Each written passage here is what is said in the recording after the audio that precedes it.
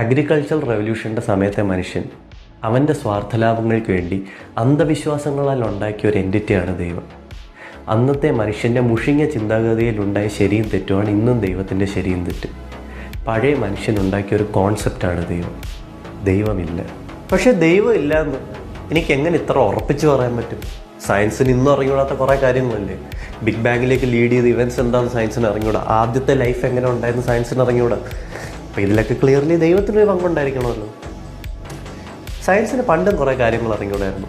500 വർഷം മുമ്പ് മനുഷ്യന്മാർക്ക് ലൈറ്റ്നിങ് എങ്ങനെ ഉണ്ടാകുന്നതെന്ന് അറിഞ്ഞൂടായിരുന്നു. ഒരു വഴിക്കാരം എങ്ങനെ ഡ്രപ്റ്റ് ചെയ്യുന്നതെന്ന് അറിയില്ലായിരുന്നു.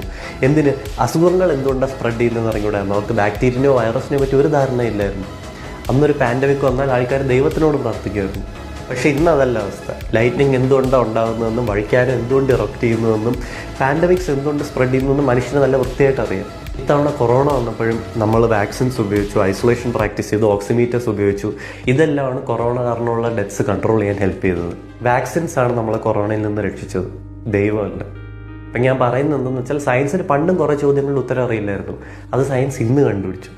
അതുപോലെ തന്നെ സയൻസിന് ഇന്ന് അറിഞ്ഞൂടാത്ത ഉത്തരങ്ങൾ സയൻസ് തന്നെ ഫ്യൂച്ചറിൽ കണ്ടുപിടിച്ചോളും. അതിൻ്റെ ഉത്തരം ദൈവമല്ല.